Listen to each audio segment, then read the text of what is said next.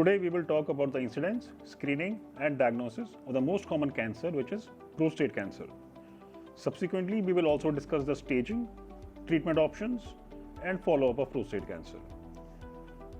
Hello everyone, my name is doctor Harimohan Agarwal और मैं एक कैंसर स्पेशलिस्ट हूँ।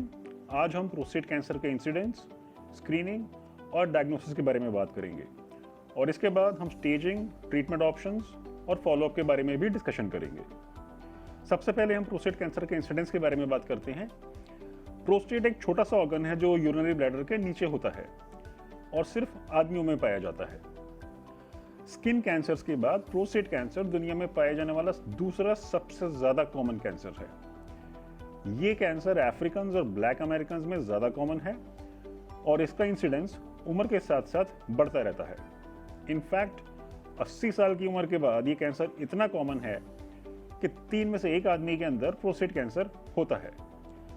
लेकिन ये समझना जरूरी है कि इन सब कैंसर्स को इलाज की ज़रूरत नहीं होती है, और वो इसलिए कि प्रोस्टेट कैंसर एक बहुत ही स्लो ग्रोइंग कैंसर है। अगर कैंसर अर्ली स्टेज पर है और पेशेंट्स की लाइफ 10 साल से कम बची होने की संभावना है, तो प्रोस्टेट कैंसर का इलाज ना करके उसको सिर्फ ऑब्जर्वेशन पर भी रखा जा सकता है।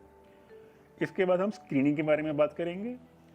प्रोस्टेट एक ऐसा कैंसर है जिसे पीएसए की मदद से फर्स्ट स्टेज पर डायग्नोज किया जा सकता है। सीरम पीएसए एक बहुत ही सिंपल ब्लड इन्वेस्टिगेशन है और प्रोस्टेट कैंसर के लिए ये सबसे इंपॉर्टेंट इन्वेस्टिगेशन भी है। कोई भी लैब 500 रुपीज़ में आपके लिए ये टेस्ट घर बैठे कर सकता है। And this PSA can be use for prostate cancer screening, for diagnosis, for assessing the response during treatment and also for follow-ups. Every man should include PSA in his annual health checkup after the age of 50 years. और health checkup में अगर PSA बढ़ा हुआ है तो further investigations करके prostate cancer की diagnosis को कंफर्म किया जा सकता है। तो अब हम डायग्नोसिस और स्टेजिंग के ऊपर आते हैं। वो कौन से टेस्ट हैं जो हमें करने पड़ सकते हैं। प्रोस्टेट कैंसर में सही ट्रीटमेंट का सिलेक्शन करने के लिए प्रॉपर स्टेजिंग जरूरी है और उसके लिए हमें सीरम पीएसए के अलावा कुछ और इन्वेस्टिगेशंस की ज़रूरत पड़ती है। इनमें से जो सबसे इंपॉर्टेंट है वो है बायोप्सी, क्योंकि किसी भी कैंसर को डायग्नोज करने के लिए पहले बायोप्सी ज़रूरी होती है। Transrectal ultrasound guided biopsy is usually done to confirm the diagnosis. और उसके बाद depending on the clinical situation we may also need some other test like ultrasounds, X-rays, some kind of CT scans, MRI scans. We might even need a PET CT scan और a PSMA PET scan. PSMA PET scan एक special तरीके का investigation है जो prostate cancer के लिए specific है।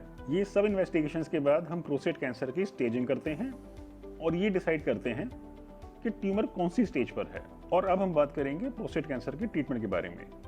Prostate cancer के ट्रीटमेंट के लिए कैंसर की स्टेज, ट्यूमर का ग्रेड, ब्लड में PSA का लेवल और पेशेंट की एज, इन सभी फैक्टर्स को कंसिडर करना ज़रूरी होता है।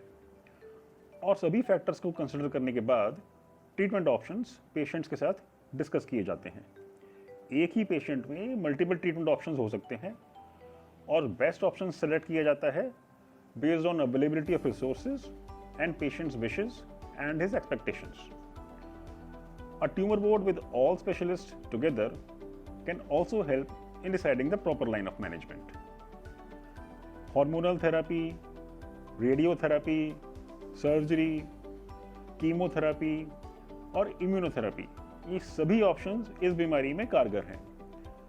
पेशेंट्स में नीड एनी वन और more of this treatment options in a combination. किसी भी पेशेंट को इनमें से 1, 2 या कई ऑप्शंस की ज़रूरत पड़ सकती है। ज़्यादातर प्रोस्टेट कैंसर को सिर्फ हार्मोनल थेरेपी और रेडियोथेरेपी से ही ट्रीट किया जा सकता है। आजकल रेडियोथेरेपी में जो लेटेस्ट टेक्नोलॉजी यूज़ की जा रही है, यानी कि IMRT और IGRT, उसमें ट्रीटमेंट कुछ ही हफ्तों में पूरा हो जाता है और साइड इफ़ेक्ट्स भी बहुत कम हैं। ट्रीटमेंट के रिजल्ट्स बहुत अच्छे हैं और इसलिए लोगों को इस कैंसर से डरने की बिल्कुल ज़रूरत नहीं है। But the most important thing is early diagnosis and early treatment. अब इसके बाद हम बात करेंगे प्रोस्टेट कैंसर के फॉलोअप के बारे में। ट्रीटमेंट के बाद PSA नॉर्मल हो जाता है और फॉलोअप में कुछ साल बाद अगर PSA फिर से बढ़ता है तो वो प्रोस्टेट कैंसर की रिकरेंस का इंडिकेटर है, यानी कि प्रोस्टेट कैंसर फिर से आ रहा है। प्रोस्टेट कैंसर में एक खास बात है कि फुल ट्रीटमेंट के बाद भी कुछ सालों बाद वो फिर से वापस आ सकता है, इसलिए प्रॉपर फॉलोअप, इन्वेस्टिगेशंस और सर्वेलेंस बहुत ज़रूरी है। प्रोस्टेट कैंसर अगर फिर से वापस आता है तो भी उसको प्रॉपर ट्रीटमेंट से कंट्रोल किया जा सकता है।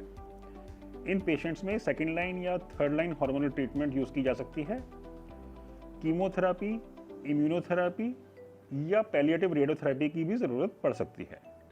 तो दोस्तों, प्रोस्टेट कैंसर को लेकर अगर आपके मन में कोई भी सवाल है तो आप हमें संपर्क कर सकते हैं। Thanks for watching and please do subscribe for more such videos. Thank you.